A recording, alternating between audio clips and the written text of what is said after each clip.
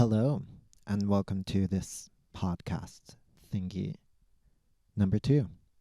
Thankfully, today it is not as cold as it was the other day. I went out, gave a very delicious drink to my senpai, my senior, however you put it, and now I will answer your questions to the best of my abilities. Question number 1. What is your favorite species of penguin? From Pingu. My favorite species of penguin fall under, I believe the term is crested. They have the magical yellow hair thingy on them, looking like a Pokemon of some sorts. Magical. Next question. How would you introduce yourself to people who just started to learn about you? Well, part of me takes myself seriously, part of me does not. Balance is important. So, I would jokingly say, I'm that dumb fucking white boy who decided to waste their life on visual K. Or, I would say, I'm a multi instrumentalist, California, American, expat, living in Tokyo, Japan. I've lived all over Japan for a decade now. And I'm the guitarist in Zavak. And I do my solo band thingy, Psychosonic Boom, also, along with composing for other artists, games, and such. Yep, that's me, that dumbass kid. Next question. How did you start your VK career? Was it hard? Well, at first, it was very hard finding people who were initially willing to do music with me here. Then I joined the 90s band, the Vestiaire, and I joined that along with the singer for Midnight, my first, I guess it's my second band. It feels like my first because Le Vestiaire was so short because the guitarist was kind of crazy. I'm not trying to talk shit, but he was just too much. And I should have known because that project had fallen apart so many times since the 90s. And if it falls apart that many times, there's a reason. But I was young and just wanted to do anything. So I joined that and I remade the songs. But I think me remaking them also, how do I put this?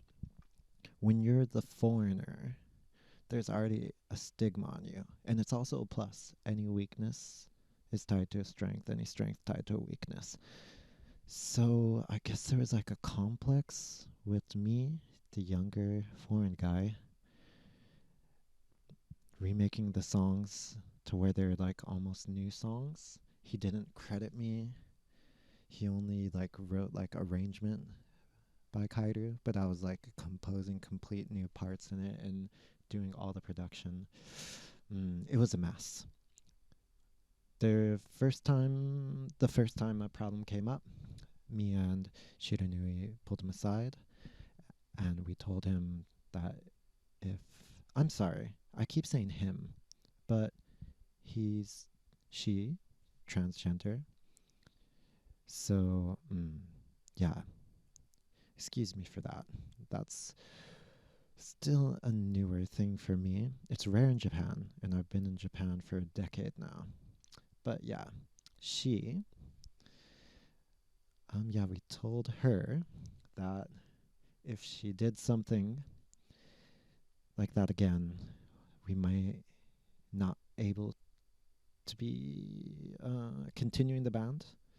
God, I'm sorry, my English, like speaking Japanese all day and then going to English. We would not be able to continue the band if another problem came up. And then another crazy problem came up, and even then, I was trying to give them another chance. and was calling them, but yeah, they were just like, I can't get on the phone. I'm crying. It was a mess. It was a total fuck fest, but I'm grateful for it. And I think we only did 3 gigs with that, or 2. We had like one lined up where like I was renting out the place and that person went crazy and I was like, holy fuck, I'm have to pay for the rental for this live house and you do this. But it all turned out okay. We had a good turnout. That became the first midnight live. And then we did midnight for a few years. Or was it 2? I think, yeah, Corona started and then that just like killed midnight completely because our drummer lived on an American base. He was a foreigner also, and he lived on American base here. And with Corona, they locked that shit down quick. He could not get off base for the last live that we were doing in the midst of Corona. Excuse me. So yeah, that was the start in Japan. Overseas, I was doing visual K influence stuff, and I started out with like the typical weeb, cringy type of thing. But um, I know some of you guys are like drama driven, and maybe rightfully so, maybe not rightfully so. But he who casts the first stone, yeah, let him be without sin. Because, well, I'll just say, Dada from Velvet Eden gave me some really good advice when I was in America. He said, think of your audience. So he didn't have to say a lot. He could have, but he was nice enough to let me figure it out. And from that one sentence, and I learned very quickly that I need to not be doing this weeb cringy thing of singing in Japanese, bad Japanese. So yeah, in America I was doing visual K influence stuff.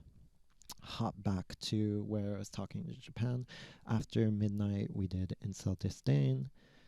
That went really well, but the singer didn't match my motivation, my energy, and what we wanted to do. He was kind of lazy at times. And when we had our first one man, he didn't even say thank you to the fans. So, yeah, I couldn't accept that. I'd rather it die than be something bad like that. So, I was depressed about that. And then I talked backstage area at a live I went to as a guest to our support drummer Toshi, and he gave me some good advice. And then I met Kaya that day, and he was super nice to me too. Those people being really kind to me helped me continue on to where we are now with Zavak, and things are chef's kiss, beautiful. So yeah, it's not easy being a foreigner in the visual K scene, but it is also a strength if you use it correctly. One thing I'll say just at the end of this, please, overseas guys, do not sing in bad Japanese. Oh my god, if you can't like have a conversation, like how do you think you're going to be able to sing or like express things correctly? You don't know what you're saying, you don't know how to put nuance or space the words, and oh god. It's not 2003 or 2005 like MySpace, like cringe era. Sing in English. It's cooler. That's your like selling point. But again, I digress. That was how I started in visual K. Next question. Wow, this is a very direct question. You're lucky I'm like super real. This is something you never ask a visual K bandman. How old are you? And what is your favorite food? I like how there's like a very like taboo question followed by the most like basic question possible. Both of them I like, so it's okay. How old are you? Okay, I was born 1989, September 26th. Same day as my favorite female wrestler, Asuka, formerly known as Kana here in Japan. Not the same year though, so I'm 33 years old. However, I do not think of age. Kind of like how Prince would say it without the Jehovah Witness spin on it.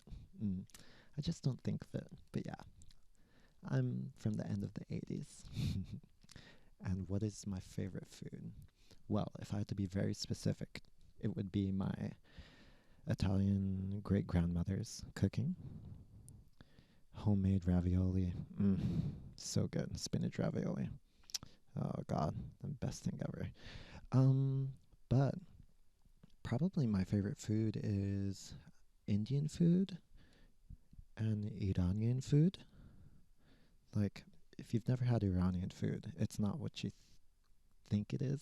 Most people always have a really like different image from the reality of it. Sometimes I'll take friends here to a really cool place here in Koenji, I believe it is. Yeah, but yeah, Indian food, really spicy food. Like I just ate with Indian food yesterday with jilokia in the curry. Like, oh, if it's like ghost pepper, I'm so happy. Really, really spicy food. But yeah, of course, because I'm like Italian American, I was raised on Italian food. So like, if you give me pizza and like invite me over to watch raccoon videos, we're gonna be best friends. Okay, next question. Okay, this next question seems like a joke one, but I'll still answer it because I'm cool like that. How you felt after raccoon meat went out of stock and the sales went wild in Japan after Gact said it tasted good. Watch yourself in the streets. It's crazy out there. Crying emoji. It's a light-hearted joke, by the way. Don't take me seriously. Lol, lol, lol, lol. Okay. Mm, as I know it's a joke, I guess I don't know how to respond, but uh, I guess if that was true, it'd give me another reason to not like Gact. And watching myself in the streets, I don't know if you guys saw, I just like posted in Japanese when I was on my way back from meeting up with my senpai, my friend, to get some stuff to send overseas for him. Some like nerdy old Japanese guy like just came out of like a corner, like an area you shouldn't like rush out onto the main street area, and almost like walked into me. And then he like talked shit to me. He said some shit about me being a foreigner. Probably didn't think I knew how to speak Japanese. So I just got really angry at him in countryside slang. So I don't have to watch myself in the streets. They have to watch themselves. He got super scared. He was shocked I was talking to him that way. Ah, fun times. Don't fuck with me. Next question. Okay, do you find yourself thinking in Japanese or English or a mixture of the two? And does it fuck with your brain? Well, obviously, how I read that sentence at the start fucking up. Yes, it does. Okay, I'll continue the question. I remember reading a blog post from Jesse Rise, The Bones, etc., Manseason, where he said that lately he'd been thinking in Japanese, which always had me wonder if it messes with your head when you're bilingual. Looking forward to your new stuff and definitely hitting up the shop sometime soon for a shirt or two and that special edition of your album on pre-order. Firstly, thank you for considering supporting. It helps a lot. Okay, to answer the question. Yeah, I mean, I've been here for a decade. I speak Japanese only pretty much every day. I worked as a host for years where no one's smart enough to speak English. I lived in the countryside in the middle of bumfuck nowhere where there's like no foreigners. So yeah, I mean, it's a thing that happens. Excuse me. I've had dreams with like hometown friends where they were speaking in like Ishikawa Ben to me, like countryside slang where I lived. And I was like, what the fuck when I woke up? But yeah, it depends. Like if I go shopping, I know inside my head I'm speaking to myself in Japanese all the time. Like if something's not there, I'll be like, ah, kill Nikon, and like I'll just the simple stuff like that. When I'm talking to cats and stuff, yeah, like I mean, it's not my main language, but it's my main language here. So yeah, it happens a lot. I mean, I'm a leader of a band, so I have to express everything that way. I started doing lots of my solo songs in Japanese too, So, yeah, but the main thing was when you work as a host, you have to constantly be talking to customers who are really nasty at times, like crazy bitches. And your whole thing is you're trying to get them to spend tons of money. So if you can't like represent yourself in the language correctly, you're fucked. So yeah, that was like doing that job for what, like 6 years or something. Like, yeah, every single day, constant talking. And yeah, it changes your brain. But like, I grew up around Italian Americans, so like, my my noni was like that all the time too. Like, and I observed all that and all the other multicultural friends I had in California. So yeah, I mean, it wasn't that surprising to me that I became like this. So yeah, it's a mix up. It doesn't fuck with the brain. I feel like I don't want to sound like an asshole when I speak English, and I'm like, how do you say when I forget a word or how to talk. So yeah, and I'm always worried if like it's changed. It makes me feel stupider at times. Because when I go back to my like first language and I'll forget things, and I was like, oh, I used to be so eloquent in my speech, and now I sound like a dumbass. Yeah, so I hope that answered the question. Okay, let's see. Was that the last question today? Yes, it was. Okay, thank you so much for all the questions again. I hope you guys enjoyed this little podcast thingy. Leave questions in the Google form link below for the next one. From now, I've got to do, well, I've got to do quite a few things, but some idol songs I need to get done, and a song for a Finnish visual kei baby I'm making stuff for. I gotta work on right now. Yeah, I hope you guys have a great day. Do some cool shit. I'm gonna go and meet some raccoons and give them food soon. And yeah, I'll get that on video and do like a YouTube thing so you guys can see me crying as their little hands touch my fingers. I'm gonna wear glasses though, so you don't see my like crying face, glasses and a mask, because that's not cute. Okay, see you later. Bye bye.